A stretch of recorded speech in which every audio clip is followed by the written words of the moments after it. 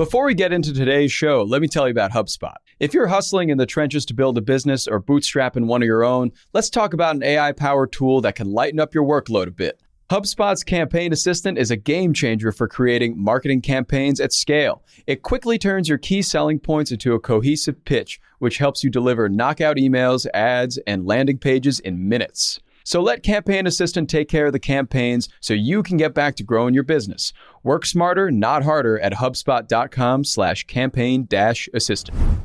Howdy, folks. It is Tuesday, March 14th. I'm Jacob Cohen here with Rob Litterst, and you're listening to The Hustle Daily Show.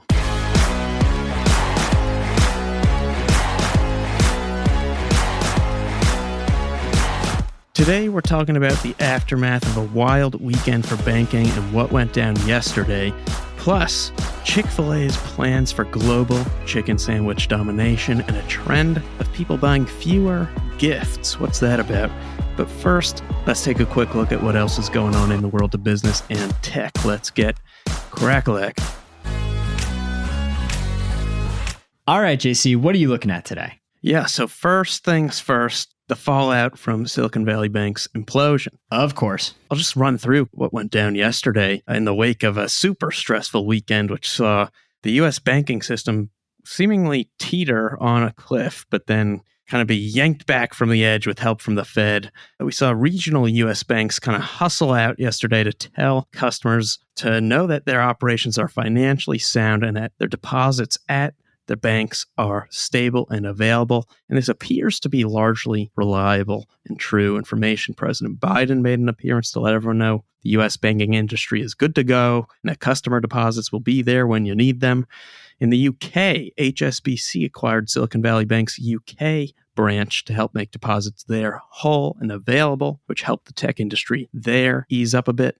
But also yesterday, some of these mid-sized lenders saw their stocks absolutely plummet. Collapse. I'm talking 50 to 80% in some cases, which kind of gives you an idea of investor sentiment around them. Some of these banks share similarities with Silicon Valley Bank and Signature Bank, which was also shut down Sunday and that has had a significant focus on real estate lending and more recently cryptocurrency deposits. Even through all this, the broader S&P 500 actually only dipped just slightly, buoyed by the banking system at large being essentially de facto bailed out and the expectation that now the Federal Reserve may slow its inflation-busting interest rate hikes, at least in the short term.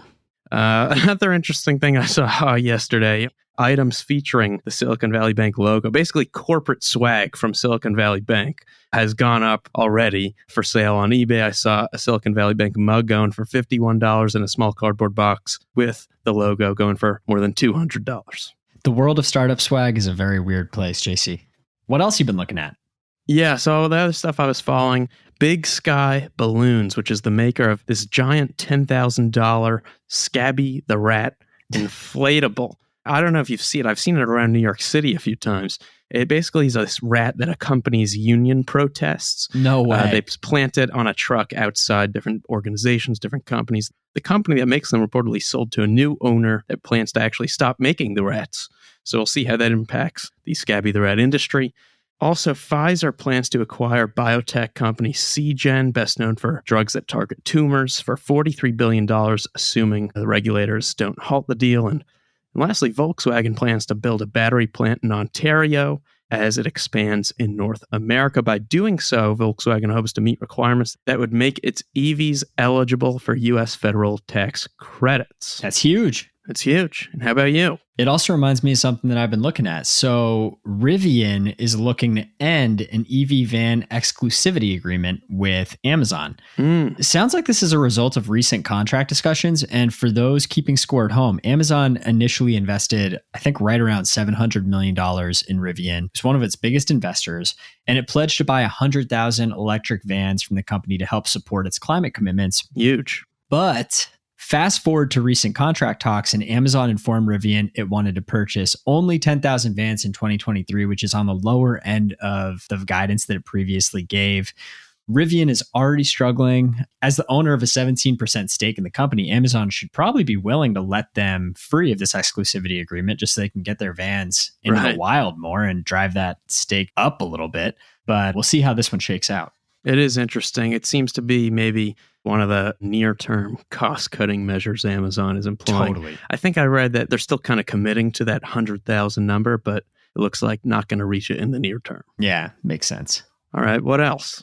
So telehealth startup Cerebral is under fire for sharing over 3 million patients' personal data with Google, Meta, and TikTok. And the company claims this data got out through its tracking pixels. And listen to this laundry list of potential personal data that this could include. So it could include names, phone numbers, email addresses, birth dates, IP addresses, insurance information, appointment dates, treatment, and it might even expose answers to a mental health self-assessment on the company's website and app, which that's probably like the worst case scenario for an app like this, right? It is, yeah. I think it's probably like the biggest argument that Silicon Valley's ethos of moving fast and breaking things might not really jive with mental health. Like that might not be the best way to approach mental health. I think notably, this isn't Cerebral's first controversy. The company came under fire for overprescribing ADHD medications like Adderall last year. So it's been kind of a tough run for Cerebral. Maybe it doesn't really make sense for these startups to handle people's mental health and all the fallout from that. The last thing I'm looking at, and JC, I'm super excited to get your take here. So Campbell Soup Co. says the big cheese of its snack division, Goldfish, is on track to hit $1 billion in sales this year. Damn. As a parent of a toddler who is obsessed with Goldfish, I've gained a new appreciation for this snack aisle OG. It had me thinking, what is the pantheon of the best snacks? And I think Goldfish has to be in like top 5, easily top 10. I'd throw Cheez-Its up there. Where does Goldfish rank for you, JC? I'm big on Cheez-Its. Oh, yeah. I'd invest long on Cheez-Its.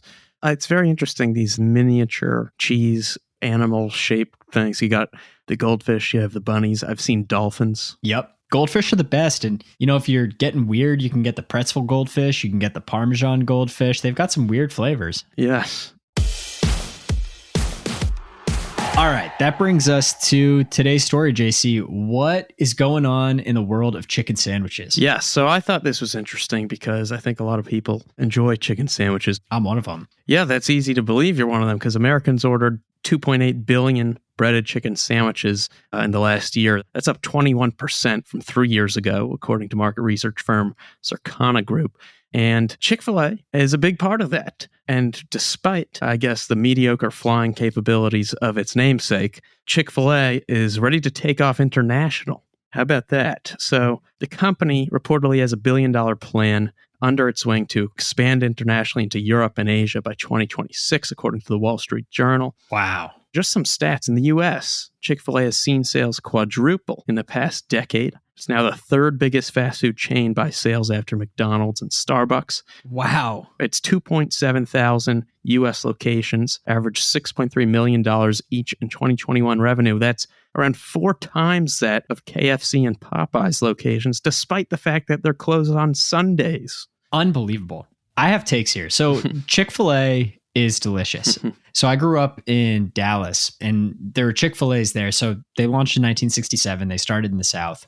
And Chick-fil-A has since infiltrated, I think, every corner of the U.S. There's one about 15 minutes from my house now in Massachusetts. And you literally cannot drive by this Chick-fil-A without there being a line. There is at least a line 5 cars deep every single time you drive by this Chick-fil-A. It's a very simple menu. Exactly. It's kind of like the In-N-Out of chicken is how I think of Chick-fil-A. Right. Like, you know, In-N-Out has a super simple menu where they have like 5 things. Yeah. It's going to be interesting to see how Chick-fil-A resonates with the rest of the world. A lot of people like chicken. That's true. That's true. So let me ask you a question. Do you think gifts and gift giving, everything from wedding to birthday to bar mitzvah gifts, do you think that's going to be a thing in 20 years like it is today? Honestly, I kind of hope not because it gets ridiculous. I'm past the age now where I'm going to a ton of weddings. I had a couple of stretches of summers where we had like 6 or 7 weddings. And honestly, the gifting thing, it adds up really quick. Like it becomes kind of ridiculous. Right. Especially when you're traveling to bachelor and bachelorette parties and then you have to travel to a wedding. It adds up really, really fast. One of my wife's friends had like one summer where she had to spend like 30 grand or something like that on wedding travel and gifts and everything. It's freaking crazy. So I don't know. I feel like it's so deeply ingrained that it's hard for me to see them completely going away. Yeah. Some data compiled by the journal shows that gift giving is on the downtrend, it appears, at least for now and in recent years. This is cool. On the invitations platform Evite, some 33,000 invites, or 4% of the total this year, included the words no gifts or no presents, and that's up 18% year over year. Nice. Also, about a third of consumers surveyed for the journal said they're more likely to skip events this year to save money on gifts. Wow. And this all makes sense, right? You spoke about how expensive it is. It's crazy economic times right now. Inflation's way up. Job losses in some areas, particularly in tech, are piling up. The banking system is teetering, as we've discussed. And according to a survey from The Knot, a wedding planning site, in 2022, guests spent $470 on average just to go to a wedding. Think about the transportation, babysitting, attire, and that included, according to the data, $160 on a gift. Wow. So no gift is an easy way to save money, right? Yeah, to your point, like the traveling that goes along with the wedding and everything like that. Right. It's not so hard to see how it could almost come off as out of touch. At the same time, though, at least for weddings, I do think one of the points of having a whole huge registry is giving people the option of like spending a lot on something or very little. But totally, it's an interesting trend. Very interesting. I'd love to see a visual depiction of this trend in a great business newsletter. Maybe we should look into that.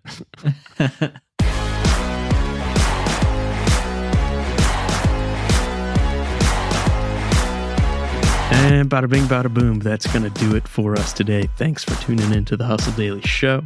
We're a proud part of the HubSpot Podcast Network. Our editor today is Robert Artwig. Our executive producer is Darren Clarke. We've got a lot more tech and business coverage in our newsletter. If you're not subscribed, you can sign up at thehustle.co/email. Hope you have an awesome Tuesday. See you tomorrow.